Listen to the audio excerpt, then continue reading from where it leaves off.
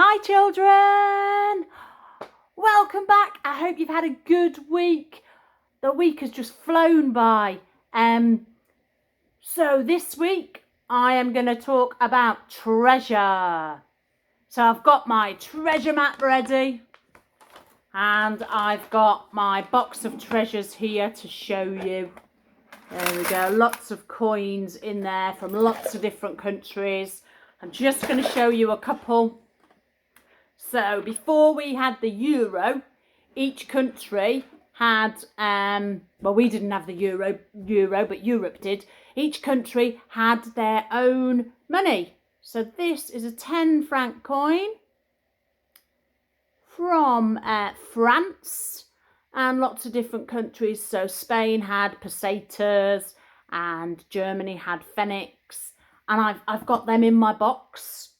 I also wanted to show you this. This is a shekel from Israel, which is where, this is modern day, from where Jesus came from.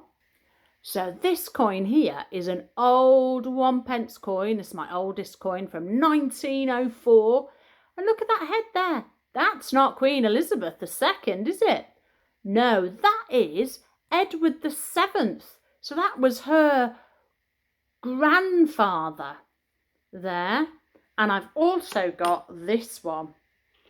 Now, if this one was an original, I'd be so excited, but it's actually a replica.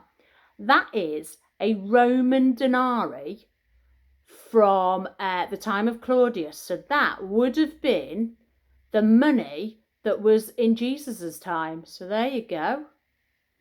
Right, so now obviously I have treasures that are coins that I've collected since I was little. But what sort of treasures might you have? Well, I asked my daughter, and this is what she gave me. This is Pink Bunny. And Pink Bunny has been with my daughter since she was a week old. And Pink Bunny used to go everywhere with us. In her pushchair, in her car seat. How we haven't lost him, I do not know.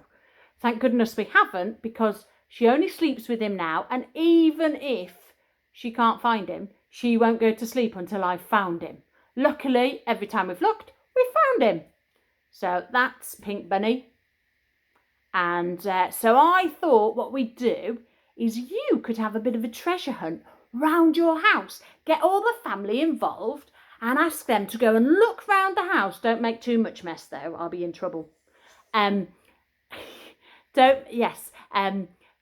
Do a treasure hunt round your house and find some of your favourite things. So your favourite toy, your favourite book, your favourite game, maybe your favourite shoes or coat or food. That would be a good one. And get everybody in the family to get theirs and bring it together. Maybe put it on a table like this and have a chat about why these things are your favourites, how big or small they are, what colour they are, what they feel like.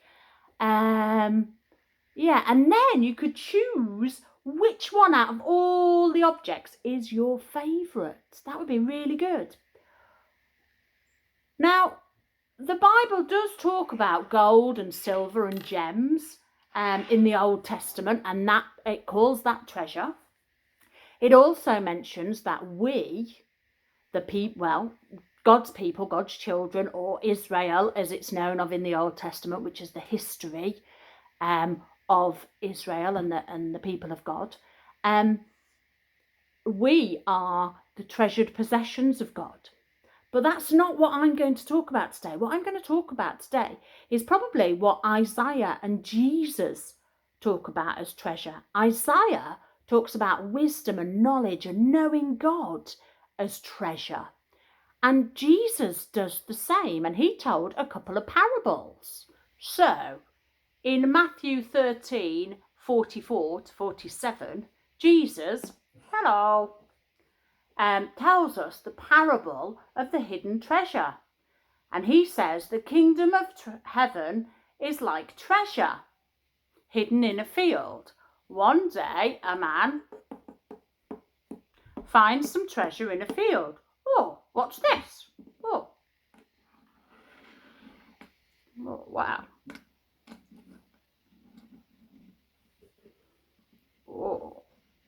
treasure.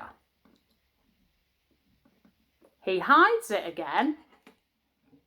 Quick, hide it. And goes and sells everything he owns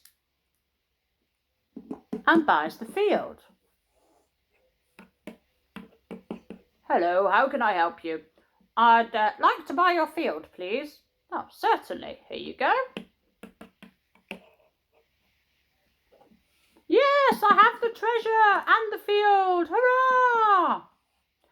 Jesus also told another parable about the precious pearl.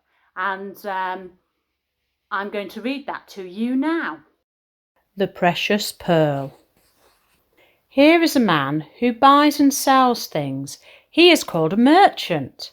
He has a fine fur coat and a felt hat with a floppy feather. It is his favourite. The house he lives in is huge. It has 5 floors and a fish pond with a fountain in the front of the garden. The merchant has everything he wants. He has 15 rooms filled with furniture. He has 4 freezers full of food and 3 fridges of fizzy drinks. And there is more money under his mattress than you could ever imagine. Much more. Yes, the merchant has everything he wants until one day, in a shop window, he sees something special. It is a wonderful white pearl. £500,000, says the man in the shop. It is even more money than the merchant has under his mattress. But he wants the pearl more than anything in the world. He hurries home. He has a plan. He sells his furniture, his fridges and his freezers full of food. He sells his house, his fountain and his fish pond. He sells his fine fur coat, but the felt hat with the floppy feather he keeps. It is his favourite. He borrows a barrow and bundles in the money. Off to the shop he trundles to buy the pearl. Oh dear, he is still £6 short. Sell me your hat for £6, says the man in the shop. The merchant laughs. He hands the man his hat and takes the pearl. Hooray! The pearl is his at last. Jesus said, God is like the merchant's pearl. It costs everything to know him, but he is worth more than anything in the world. Wasn't that a good story? Wow, so can you remember some of the things from the story? So, what was the man's favourite thing right at the beginning of the story? That's right, his hat with the floppy feather.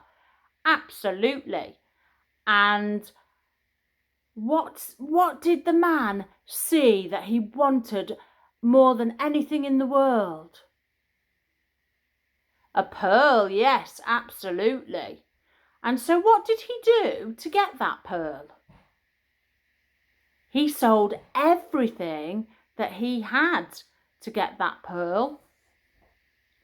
Even his favourite hat with the floppy feather, yes. And he got the pearl, and how did he feel when he bought that pearl? He was happy, yeah, overjoyed, maybe excited. It was the best thing, wasn't it?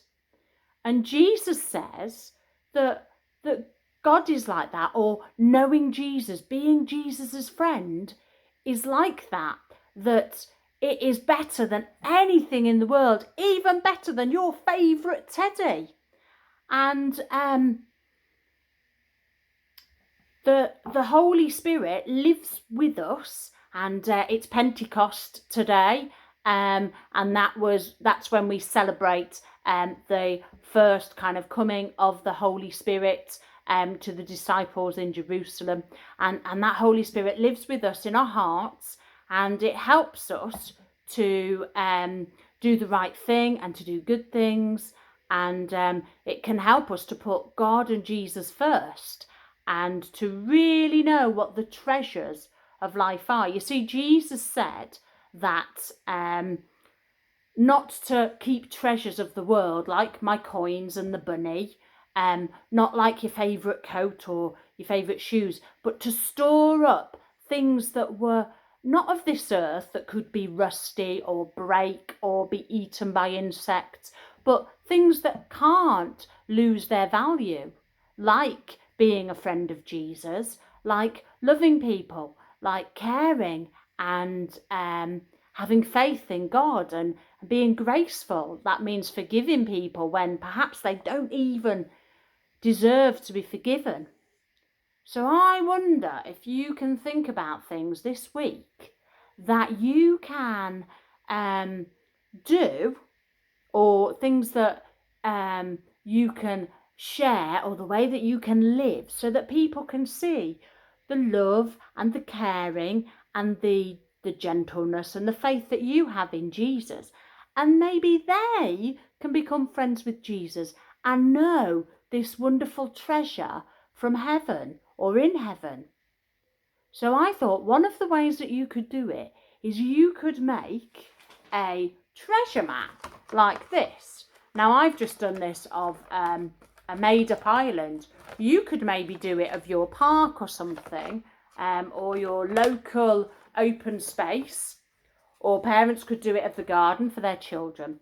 But I was thinking, if you did it in your park, I know that one of the Shooting Stars mums did a treasure hunt for some of the children at Shooting Stars. And I think at the end of it, they got some sweets and some sunflower plants.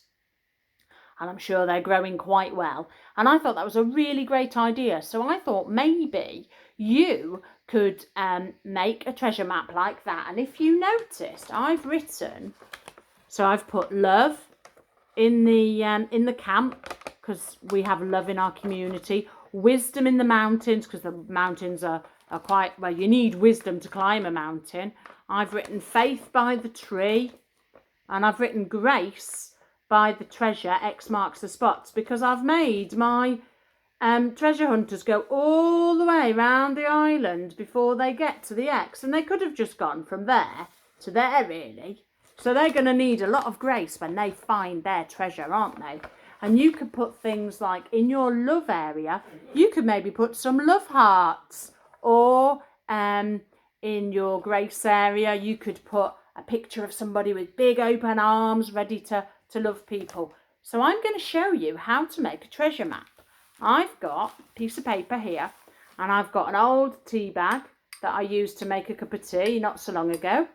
And I'm going to put that on here. And to make my piece of paper look old, I'm going to spread this tea bag on here. Can you see? All my paper is going brown. Yeah, like that. There we go. There we go. So that's gone all brown there. Make it look old. You can do it on the other side. You can use paper or card. Card works a bit better because it's a bit thicker and it's not likely to rip. You need to be careful, because if you're doing both sides, the paper could rip. Right, and then get that tea all over, right, and put it somewhere to dry. I actually put mine over the, I've got a gas cooker, so I'll put it over there so it wouldn't stick, and it dried. And it came up like this. And then I cut the edges all raggedy. I did actually burn a bit, but I don't think that's a good idea for you to do. Maybe an adult could do it for you, or just cut it out. And then I drew lots of things on. I had a boat here, and I had a sea monster here, and then my tree, my village, my hills. And then you could do a little hunt for people to find and put something at the end. Maybe, like I said, love hearts for love, and wisdom. You could have like a light or something, a torch or a light bulb, or even for a little bit of fun, if you've got a picture of somebody with, like, we say wise people have like long white beards and things, maybe you could find a picture and write on the back wisdom and leave that there. For grace, like I said, somebody with their arms open. So see what you can do. Let me know through Messenger or Facebook, and I'd love to know your ideas. So have fun thinking about the treasure that's important to us, the things that aren't really worldly things that can get damaged.